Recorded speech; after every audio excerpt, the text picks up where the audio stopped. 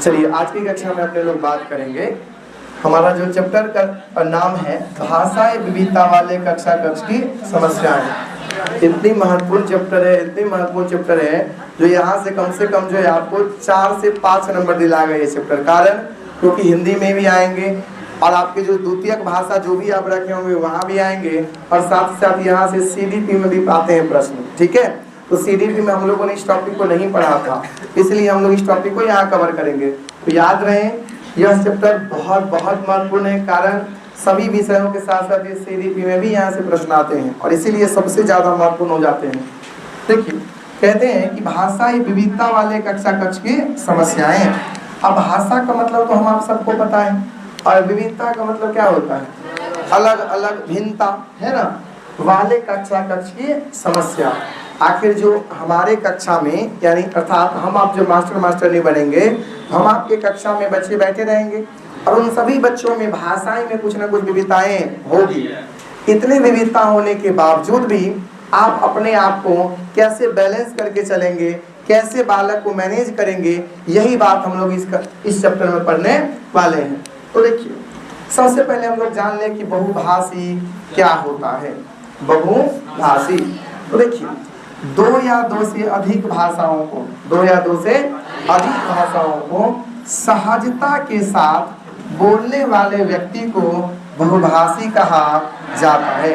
अर्थात ऐसे व्यक्ति जो कम से कम 2 भाषा या 2 से अधिक बोलता हो। एक भाषा वाले को बहुभाषी कहेंगे नहीं, कम से कम 2 या 2 से अधिक भाषा को जो सहजता पूर्वक, मतलब जैसे हम आप जो है प्रथम भाषा को सहजता पूर्वक बोल पाते हैं, वैसे द्वितीय का तृतीय भाषा को भी वो सहजता पूर्वक यदि बोल और समझ पाते होंगे तो ऐसे व्यक्ति क्या कहलाएंगे, बहुभाषी कहलाएंगे। क्या कहलाएंगे, बहुभाषी व्यक्ति कहलाएंगे। याद रहे क्या, कौन व्यक्ति कहलाएंगे, बहुभाषी व्यक्ति कहलाएंगे।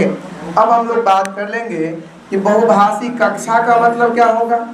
तो बहुभाषी कक्षा का मतलब क्या होगा, यहाँ पर आप लोग को कंफ्यूजन नहीं होनी है और यहीं पर विद्यार्थी कंफ्यूज हो जाते हैं और अपना प्रश्न गलती कर लेते हैं। क्या, तो देखिए हमने कहा बहुभाषी मतलब 2 या 2 से अधिक भाषाओं का ज्ञान रखने वाले व्यक्ति को बहुभाषी व्यक्ति कहा, लेकिन अभी हम लोग क्या पढ़ेंगे, बहुभाषी कक्षा। तो बहुभाषी का मतलब हम लोग को यही समझ में आएगा आ गया कि बहुते भाषा, लेकिन बहुभाषी कक्षा का मतलब से नहीं होता है। बहुभाषी कक्षा का मतलब होता है कि वैसी कक्षा जिसमें प्रत्येक बालक की घर की भाषा को सम्मान दिया जाए, ऐसी कक्षा को बहुभाषी कक्षा कहा जाता है। ना कि प्रत्येक बालक को 2 या 2 से अधिक भाषा को सिखाया जाए, ना कि प्रत्येक बालक को 2 या 2 से अधिक भाषा को सिखाया जाए, ऐसी कक्षा को बहुभाषी कक्षा कहेंगे जिसमें 2, 3, 4, 5 को भाषा बहुआ को सिखाया जा रहा है, नहीं, बल्कि प्रत्येक बालक की घर की भाषाओं क्या किया जाए, सम्मान दिया जाए। कारण क्योंकि हमारी कक्षा में कोई एक घर से ही बालक नहीं होते हैं, विभिन्न घरों से विभिन्न परिवेशों से बालक आए होते हैं और उनमें भाषाई विविधता देखने को मिलती है। तो इस विविधता को हमें जो है नजरअंदाज नहीं करनी चाहिए, इस विविधता को जो है बाधा के रूप में नहीं देखना चाहिए, बल्कि इस विविधता को हमें संसाधन के रूप में देखना चाहिए। किस रूप में देखना चाहिए, संसाधन के रूप में देखना चाहिए। कितनी बात समझ में आई क्या। तो अगर आपसे पूछे कि बहुभाषी कक्षा का मतलब बहुआ को बहुते भाषा सिखाया जाए, बहुभाषी कक्षा का मतलब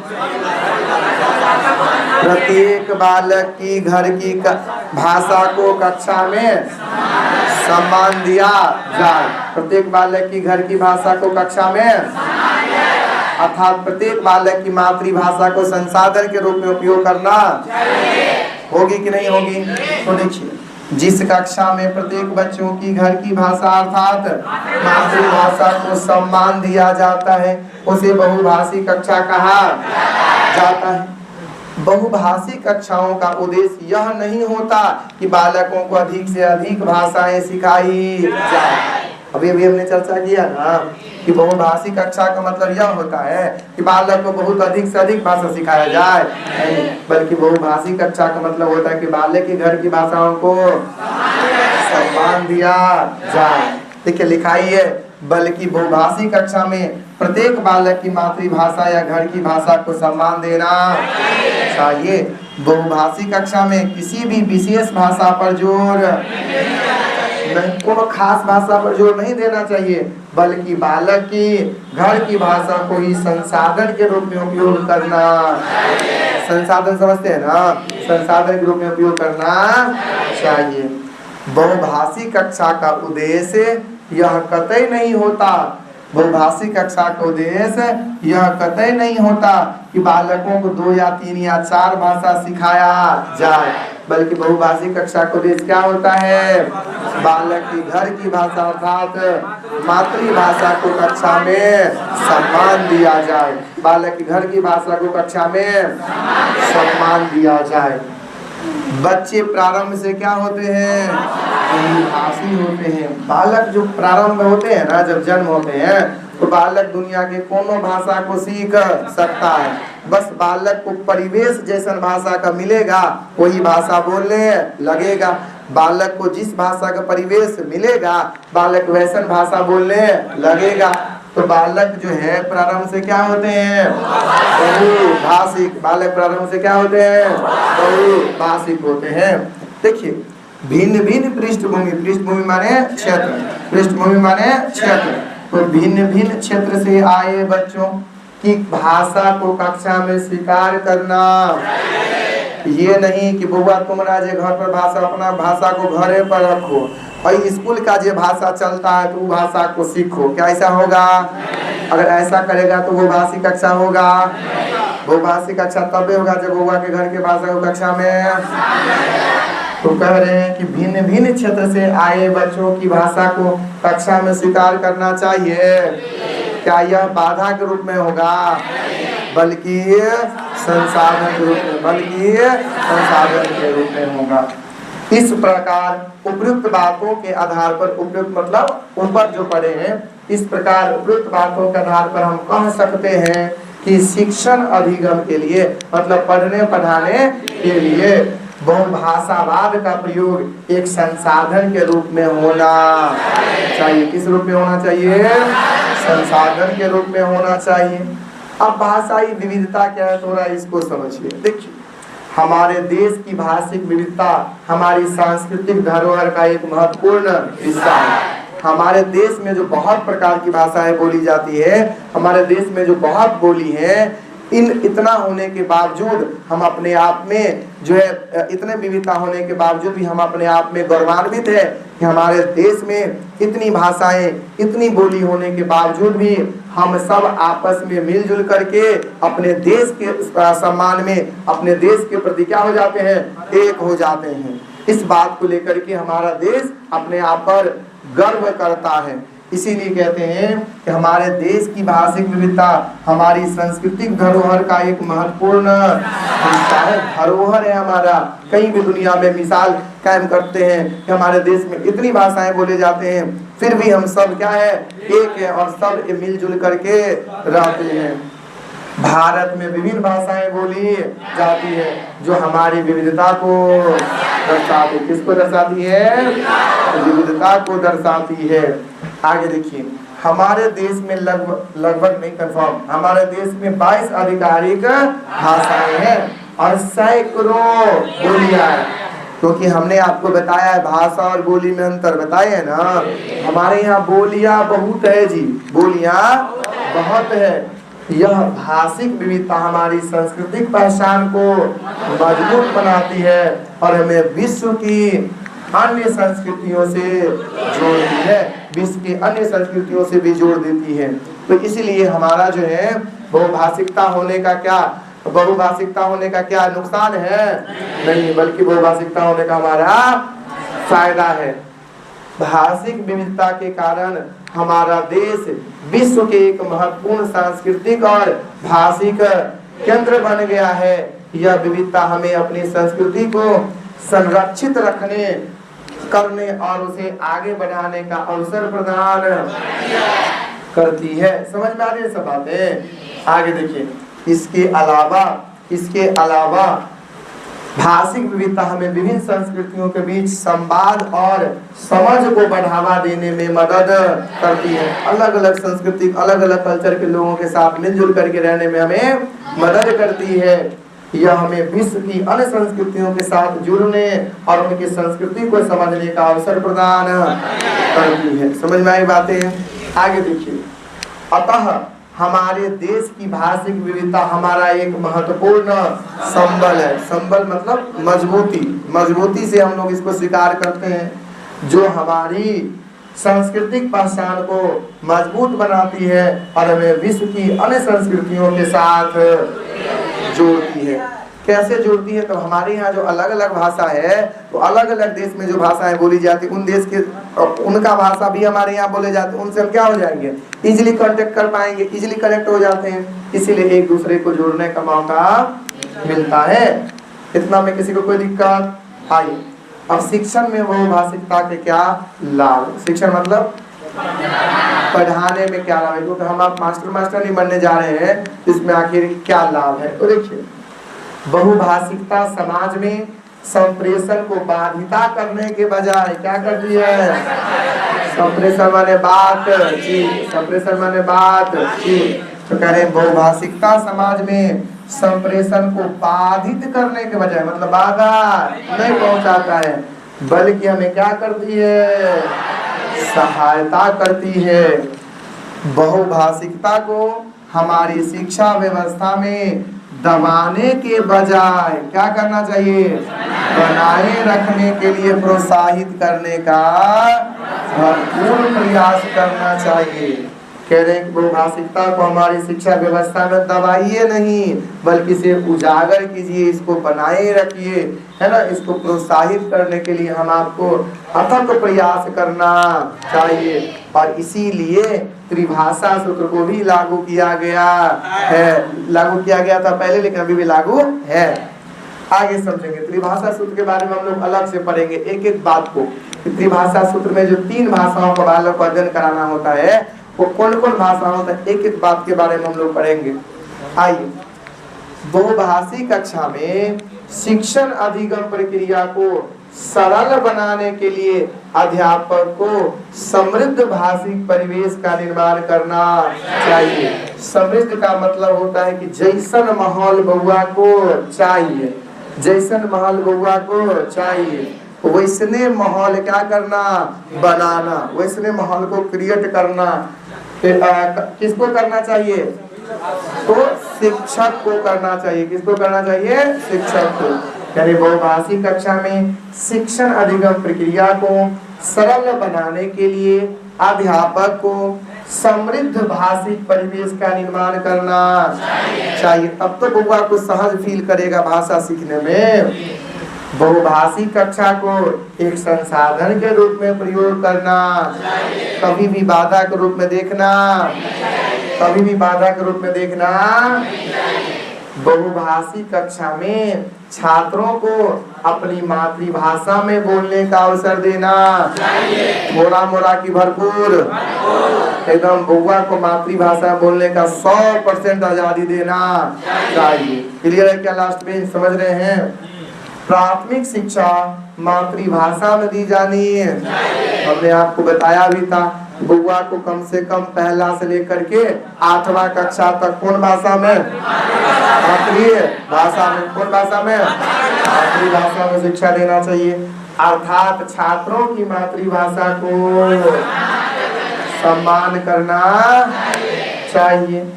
बहुभाषिकता संज्ञानात्मक विकास में क्या होते हैं? सहायक होते हैं, बाधक नहीं बनते हैं, बल्कि क्या होते हैं? सहायक होते हैं।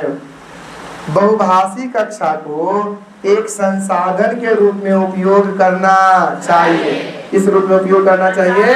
संसाधन के रूप में उपयोग करना चाहिए। उसे कक्षा की कार्य नीति का हिस्सा बनाना चाहिए। साथ ही एक शिक्षण अधिगम प्रक्रिया में एक माध्यम के रूप में प्रयोग करना रचनात्मक भाषा शिक्षक का कार्य है। इस बात को ध्यान रखना है। कुल मिलाकर के बहुभाषिकता से फायदा के नुकसान, तो बहुभाषिकता वाला उत्तर होगा कि नहीं? बहुभाषिकता वाला उत्तर होता है। बात समझ में आया कि नहीं आया? छात्रों को परस्पर माने एक दूसरे के साथ, एक दूसरे के छात्रों को परस्पर बातचीत करने का भरपूर अवसर देना चाहिए।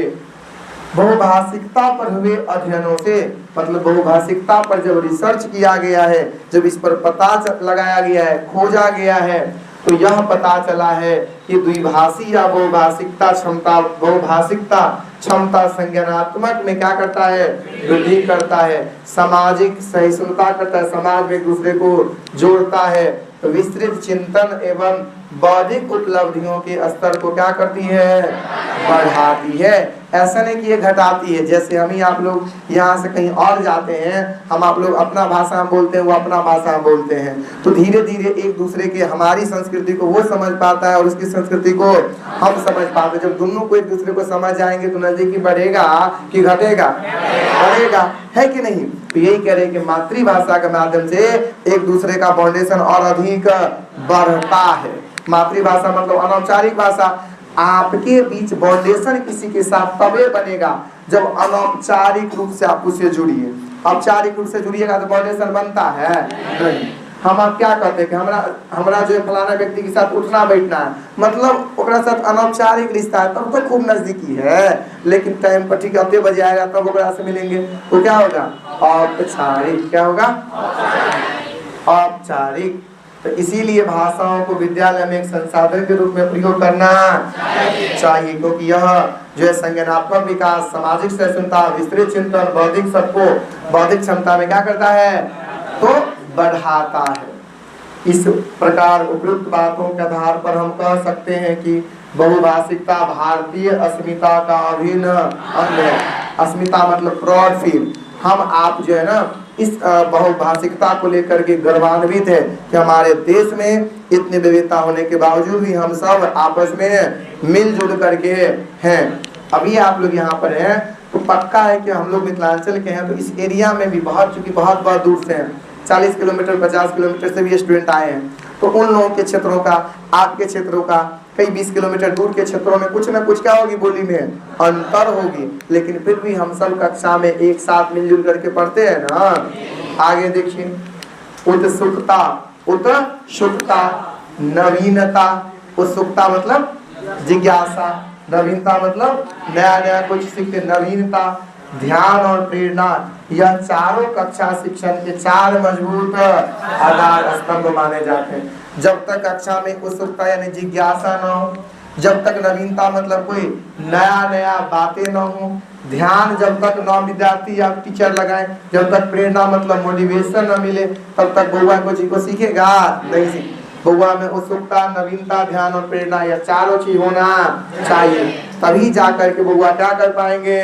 तो भाषा सीख पाएंगे या कोई अन्य विषय भी सीख पाएंगे। बात समझे? आगे देखिए, अध्यापक बनना बहुत महत्वपूर्ण बात है जी। MBBI पॉइंट्स सुनिए। अध्यापक बनना और अध्यापक होना दोनों में अंतर। आप लोग लगता होगा सर एक ही बात को आप गुल घुमा रहे हैं।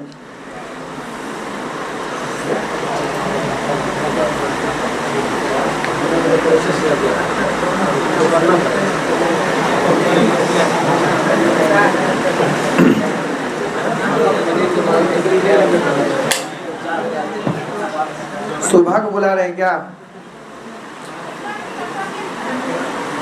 यहाँ पर खड़ा हुआ है किसका जी?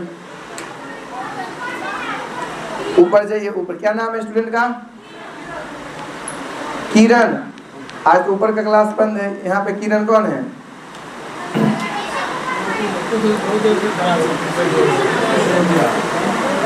चलिए ठीक है, आगे बढ़िए। ध्यान से सुनने के बाद को मैं कह रहा हूँ कि अध्यापक बनना और अध्यापक होना दोनों में क्या है? अंतर है। हम क्या करें? अध्यापक बनना और अध्यापक होना दोनों में क्या है? अंतर है। अध्यापक बनने के लिए एक डिग्री की आवश्यकता। देखिए, मास्टर बनना है तो डिग्री की आवश्यकता है। सीटेट पास कर जाइए, TRE पास कर जाइए और नौकरी कर लीजिए। नहीं अपना से तब पहियो लगा के कर लीजिए, दूसरों को बैठा के कर लीजिए। क्या जी? तो मास्टर बनने के लिए वो आपको डिग्री हो जाएगा तो मास्टर बन जाइएगा, चाहे आप चोरी करके किया जैसे कि उसे मतलब नहीं है। लेकिन अध्यापक होने के लिए सतत अध्ययन की अनिवार्यता होती है। अगर आप चाहते हैं कि मास्टर लगातार बना रहे तो इसके लिए आपको क्या करना पड़ेगा, लगातार अध्ययन करना पड़ेगा, लगातार इसमें क्या करना पड़ेगा आपको, तो अध्ययन बोले तो इसे जुड़ाव होना पड़ेगा, मतलब बालकों के प्रति जो है लगाव होना पड़ेगा। कोई दिक्कत है क्या? जाइए आराम से दे दीजिए बैग। चलिए आगे देखिएगा, मैं ध्यान से सुनिएगा मैं क्या कह रहा हूँ, सुनेंगे इधर। मैं कह रहा हूँ अध्यापक बनना और अध्यापक होना दोनों में क्या है, अंतर है। अध्यापक बनने के लिए एक डिग्री की आवश्यकता होती है, किंतु एक अध्यापक होने के लिए सतत अध्ययन की अनिवार्य, मतलब लगातार आपको क्या करना पड़ेगा, अध्ययन करना पड़ेगा, लगातार आपको पढ़ना पड़ेगा। आइए आगे बात करते हैं कि शिक्षण का अर्थ बच्चों को पढ़ाना ही नहीं है। शिक्षण माने पढ़ाना होता है ना, पर शिक्षण का अर्थ बच्चों को पढ़ाना ही नहीं बल्कि उनका ज्ञान को पहुंचाना होगा। हम केवल पढ़ा रहे हैं तक पढ़ाना कर देंगे नहीं, हम जो पढ़ा रहे हैं वो आपको समझ में आनी चाहिए, तब जाकर के पढ़ाना हुआ है कि नहीं। तो कह रहे हैं शिक्षण का अर्थ बच्चों को पढ़ाना ही नहीं बल्कि उन तक ज्ञान को पहुंचाना होता है। बच्चे की घर की भाषा मातृभाषा होती है जिसे भाषाई पूंजी के रूप में जाना जाता है। आपसे पूछेंगे घर की भाषा को क्या कहते हैं, तो भाषाई पूंजी, घर की भाषा को भाषाई पूंजी के रूप में जानी जाती है। भाषाई पूंजी मतलब जीवन का यही आपके पास पूंजी है जो कभी खत्म नहीं होता है। कविता, कहानी, गीत और नाटक के माध्यम से बच्चे अपने सांस्कृतिक धरोहर से जुड़ते हैं। हमारा अपने यहाँ का जो लोकगीत है ना, जो लोक कथा है, मतलब जो क्षेत्रीय गीत नाटक है, इस सब से हम आप लोग अपने संस्कृति से जुड़े रहते हैं कि नहीं जुड़े रहते हैं जी। तो यही कह रहे हैं कि कविता, कहानी, गीत, नाटक के माध्यम से बच्चे अपने सांस्कृतिक धरोहर से जुड़ते हैं। संस्कृति मनुष्य के व्यक्तित्व का निर्माण करता है।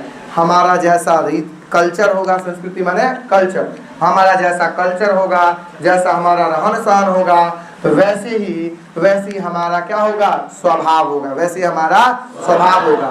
रहन सहन जैसा रहेगा वैसे ना स्वभाव होगा। ये कह रहे हैं संस्कृति मनुष्य के व्यक्तित्व का निर्माण करता है, इसीलिए हमारा संस्कृति, हमारा वातावरण, हमारा परिवेश बेहतर होना चाहिए, तभी जाकर के हम एक बेहतर मनुष्य बन पाएंगे।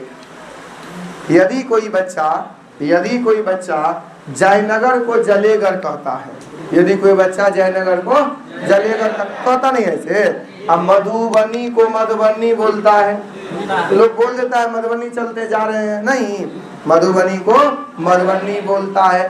सड़क को सड़क बोलता है, सड़क को सड़क बोलता है, स्पष्ट को स्पष्ट बोलता है ना। तो बच्चा पर उनके क्षेत्रीय भाषा का प्रभाव होगा। किसका? क्षेत्रीय भाषा का। हम आप भी बोल चाल में बोल देते ना मधुबनी का, हम आप लोग को मधुबनी कहल नहीं होता है, लेकिन सब बोलता है मधुबनी तो हम कह देते हैं मधुबनी नहीं जी। कहता है जयनगर कह देता है जलेगर जाते हैं, तो चलो जलेगर चलते। यह उनके क्षेत्रीय भाषा का क्या है, प्रभाव है। जो क्षेत्र में लोग ऐसा बोलता है इसलिए बबुओ क्या कर गया, सीख गया, इसलिए बबुओ क्या कर गया, सीख गया। बात क्लियर हो गया क्या? बहुत महत्वपूर्ण बात है जी। मैंने क्या कहा, यदि कोई बच्चा जयनगर को जलेगर अथवा मधुबनी को मधुबनी या सड़क को सड़क बोलता है तो बच्चा पर उनके क्षेत्रीय भाषा का प्रभाव होगा, क्षेत्रीय भाषा का प्रभाव होगा। बहुभाषिकता वाला उत्तर ठीक होना चाहिए, बहुभाषिकता वाला उत्तर, बहुभाषिक रहे तो संसाधन वाला उत्तर। बहुभाषिक को किस रूप में देखना चाहिए, संसाधन के रूप में। किस रूप में देखना चाहिए, संसाधन के रूप में। तो बहुभाषिकता वाला उत्तर, आप बहुभाषिक रहे तो संसाधन वाला उत्तर, बहुभाषिक रहे तो संसाधन वाला उत्तर। छठे बात में किसको दिक्कत? तो बहुत महत्वपूर्ण चैप्टर था, ये चैप्टर अपना क्या हो गया, समाप्त हो गया। वीडियो को कर दिया जाए बंद।